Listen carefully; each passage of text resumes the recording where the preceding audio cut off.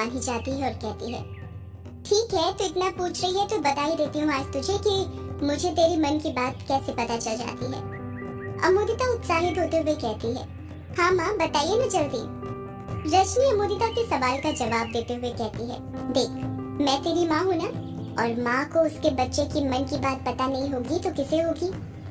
अमोदिता अपनी माँ को तिरछी नजरों से देखते हुए कहती है, माँ, मुझे पता है कि तुम मेरी माँ हो, पर तुम शायद भूल रही हो कि मैं तुम्हारी बेटी हूँ और तुमसे एक कदम आगे हूँ। सच सच बताओ ना, तुमको कैसे मेरे मन की बातें पता चल जाती हैं? अरे बताती हूँ, दम भर, थोड़ा सांस तो लेने दे पहले। इतना कहकर रजनी एक लंबी सांस लेती है और कहती है, देख अमोदिता, हम जो सौदाइन होती है ना, हमारे पास एक दिव्य शक्ति होती है जिससे हम मन की बात जान सकते हैं। रजनी अपनी बात पूरी कर पाती उससे पहले ही अमोदिता उसे बीच में टोकते हुए कहती है, इसका मतलब माँ, तुम सबके मन की बात जान लेती हो? ये तुमने मुझे पहले क्यों नहीं बताया? मैं भी तुमसे टेक्निक सीख लेती और युवजी के मन की बात जान लेती कि उनके मन में क्या चल रहा है। कहीं उनके मन में मेरे सिवा कोई और लड़की तो नहीं है? रजनी चिढ़ते हुए कहती है, अरे नालायक लड़की, पहले मेरी पूरी बात तो सुन ले कि मैं कहना क्या चाहती हूँ। पूरी बात सुनती रही और बीच में बकबक करना पहले शुरू कर देती है। अमोदिता का छोटा सा मुंह हो जाता है, वो एकदम चुप हो जाती है। रजनी कहती है, एक सौदाइन सिर्फ दूसरी ही सौदाइन के मन की बात जान सकती है और किसी की नहीं, समझी? रजनी जवाब देती है। अमोदिता उदास होते हुए कहती है, मतलब तुम सिर्फ मेरे मन की बात जान सकती हो और किसी की नहीं? रजनी जवाब देती है, हाँ और नहीं तो क्या, वरना तूने क्या मुझे अंतर्यामी समझ कर रखा है जो मैं सबके मन की बात जान लूंगी? अगर ऐसा होता तो सबसे पहले मैं ना वो पागल वंदना के मन की बात जानती कि आखिर उसके मन में चलता क्या रहता है, उसे सब कुछ कैसे पता चल जाता है। अमोदिता अपनी माँ पर शक करते हुए पूछती है, क्या सब कुछ माँ? रजनी चुप हो जाती है और मन ही मन कुछ सोचने लग जाती है। अमोदिता ये बात नोटिस कर लेती है कि जरूर रजनी कुछ न कुछ तो सोच रही है। अमोदिता बड़ी ही चालाकी से रजनी से पूछती है, माँ, कहीं आप फिर से मुझसे झूठ तो नहीं बोल रही, जैसे अभी थोड़ी देर पहले बोल रही थी? अरे नालायक, मैं तुझसे झूठ क्यों बोलूंगी? मुझे तुझसे झूठ बोलने से क्या मिलेगा भला? अमोदिता फटाक से बोलती है, अगर माँ तुम मुझसे झूठ नहीं बोल रही तो एक बात बताओ, अगर एक सौदाइन दूसरी सौदाइन के मन की बात जान सकती है तो फिर मैं तुम्हारे मन की बात क्यों नहीं जान पाती हूँ? मुझे क्यों नहीं पता चलता कि तुम्हारे मन में क्या चल रहा है? रजनी अमोदिता को घूरते हुए कहती है, ये बोलना, तुझे मेरे मन की बात जाननी है कि मेरे मन में क्या चल रहा है? अमोदिता हिचकिचाते हुए कहती है, अरे नहीं माँ, तुम मुझे गलत समझ रही हो। मैं भला तुम्हारे मन की बात जानकर क्या करूँगी? मैं तो वही पूछ रही हूँ जो सवाल मेरे मन में चल रहे हैं। तुम ही बताओ, मैंने तुमसे जायज सवाल ही तो पूछा है ना, ऐसे वैसे थोड़े पूछा है। रजनी को अमोदिता की बात ठीक लगती है और वो उसके सवाल का जवाब देते हुए कहती है, वो इसलिए नालायक लड़की क्योंकि अभी तू पूरी तरह से सौदाइन बनी कहाँ है। अभी तो तूने बस सौदाइन की दुनिया में कदम रखा है। जब तू सौदाइन बनने लगेगी तब तुझे भी दूसरी सौदाइन के मन की बातें पता चलने लग जाएंगी। रजनी ने एक सवाल का जवाब दिया ही था कि उसी वक्त अमोदिता उस पर दूसरा सवाल दाग देती है, पर माँ, मैं सौदाइन बनूंगी कब? कब मुझे भी दूसरी सौदाइन के मन की बात जानने की शक्ति मिलेगी? उसके लिए तुझे मेहनत करनी पड़ेगी। इतना आसान थोड़ी है एक सौदाइन के मन की बात जानना। जैसे जैसे तू ये जादू टोने तंत्र विद्या में सिद्धि हासिल करती रहेगी, तू सौदाइन बनने लग जाएगी। अमोदिता फिर कुछ सोचने लग जाती है। रजनी अपनी बात को पूरी करते हुए कहती है, अब तो यही सोच रही है ना कि तू तो सौदाइन बनी नहीं, तो फिर मुझे तेरे मन की बात कैसे पता चली? हाँ माँ, मैं यही सोच रही हूँ। रजनी झट से कहती है, वो इसलिए क्योंकि तेरे अंदर सौदाइन के अंश है, इसी वजह से मैं तेरे मन की बात जान पा रही हूँ।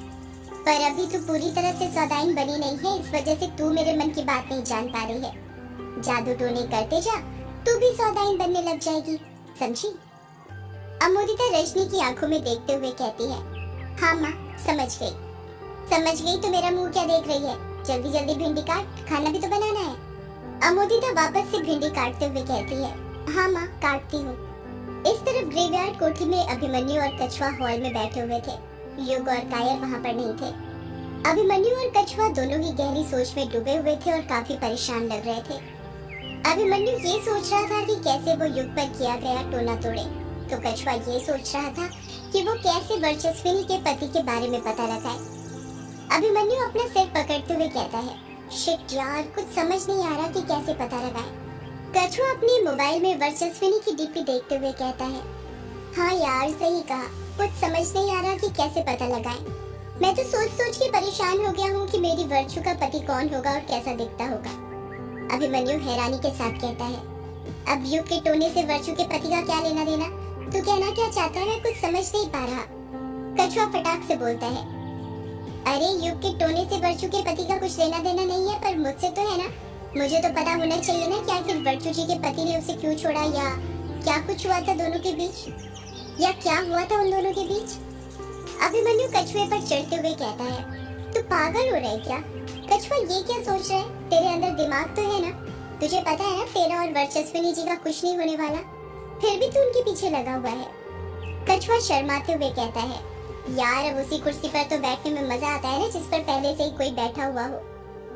अभिमन्यु और कछुआ बातें कर ही रहे थे कि तभी वहाँ पर कायर आ जाता है, जिसके हाथ में 2 बड़ी-बड़ी काली पॉलीथीन थी। जैसे ही कछुए की नजर कायर पर पड़ती है, वो कहता है, अरे कायर, तू बिंदु से मिलकर आ गया, ये क्या लेकर आया तू अपने साथ? कायर अपने चेहरे पर स्माइल लाते हुए कहता है, इसमें वही है जो कल रात वो बुढ़ा पूरा पी गया था। कछुआ अपनी जगह पर से उठते हुए कहता है, मतलब इसमें गला गीला करने का सामान है। कायर उस काली पॉलीथीन में से शराब के 1-2 बोतल निकालते हुए कहता है, और नहीं तो क्या, ये देख, तू कह रहा था ना कि मैंने बर्थडे ट्रीट नहीं दी, इसलिए मैं ये सब लेकर आ गया। अब मुझे कंजूस मत बोलना। अभिमन्यु खुश होते हुए कहता है, मतलब आज रात फिर कार्यक्रम होगा? कायर अभिमन्यु का साथ देते हुए कहता है, कार्यक्रम नहीं, आज रात तो धमाल होगा। कछुआ झट से पूछता है, ये सब तो ठीक है, ये बता चखना लेकर आया है या नहीं, क्या पिछली बार की तरह भूल गया? कायर अपना सिर पकड़ते हुए कहता है, यार वो तो मैं लाना ही भूल गया। कछुआ मुंह बनाते हुए कहता है, यार तू ना कायर, सही में जब तुझे पता है पीने के वक्त चखने की जरूरत पड़ती है, उसके बिना पूरा माहौल किलकिला हो जाता है, तो चखना लेकर आना चाहिए था ना।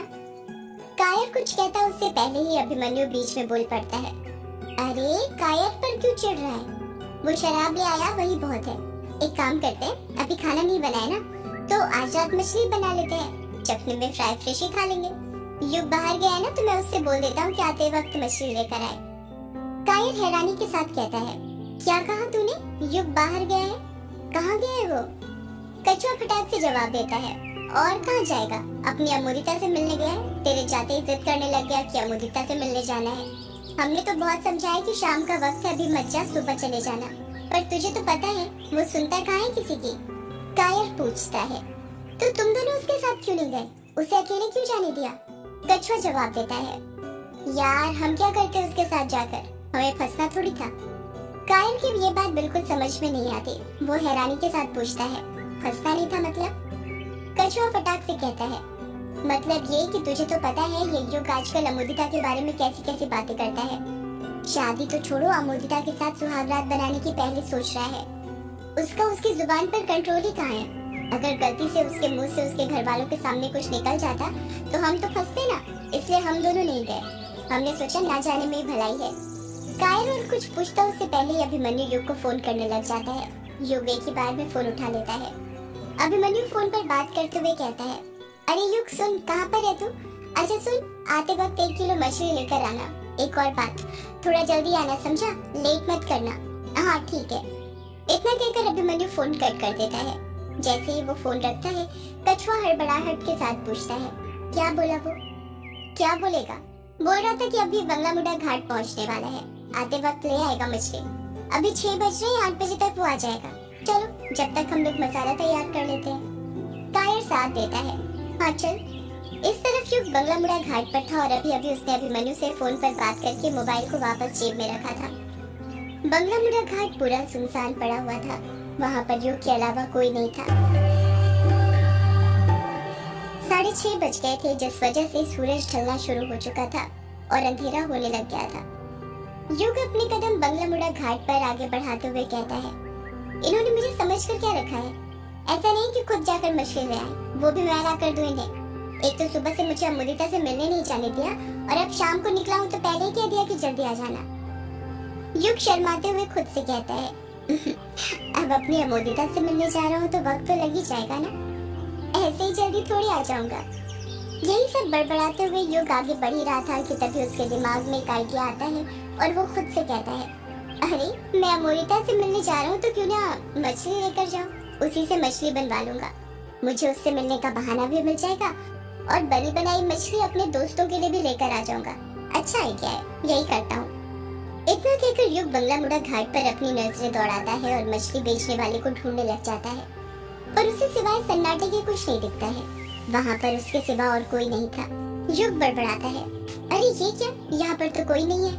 लगता है शाम हो गई, इसलिए सभी मछुआरे अपने घर चले गए। रौंका मुझे घाट तो जा ही रहा हूँ, शायद वहीं पर कोई मछली बेचने वाला मिल जाए।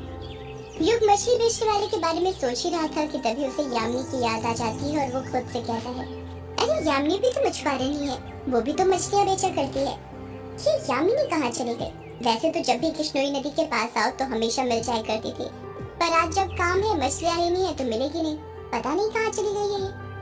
यही सब बड़बड़ाते हुए युग रौंका मुझा घाट जाने का फैसला कर लेता है। युग जैसे ही कृष्णोई नदी में अपना पहला कदम रखता है, उसे एक लड़की के पुकारने की आवाज सुनाई देती है।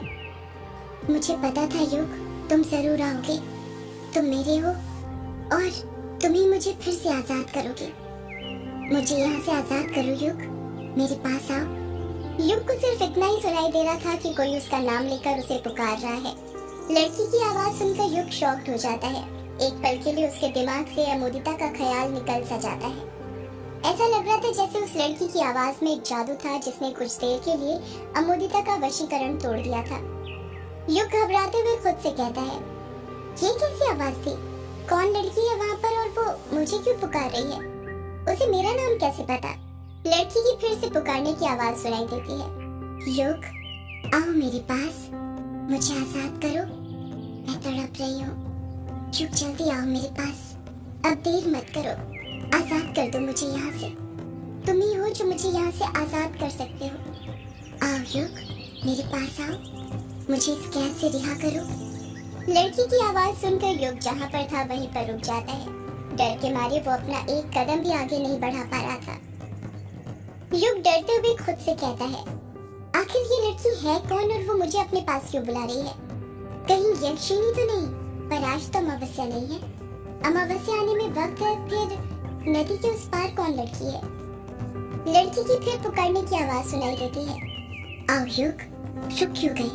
डरो मत, मैं कुछ नहीं करूंगी तुम्हें, मेरा भरोसा करो, मेरे पास आओ। न जाने उस लड़की की आवाज में क्या जादू था। ना चाहते हुए भी युग अपने कदम रौंका मुझा घाट की ओर बढ़ाने लग जाता है। युग नदी पार करते हुए कहता है, मैं आ रहा हूँ तुम्हारे पास। लड़की की फिर से आवाज सुनाई देती है। आओ युग, मुझे तुम्हारा ही इंतजार था, आओ मेरे पास, आजाद करो मुझे यहाँ से। सदियों से है पुरानी ये है यक्षिणी की कहानी।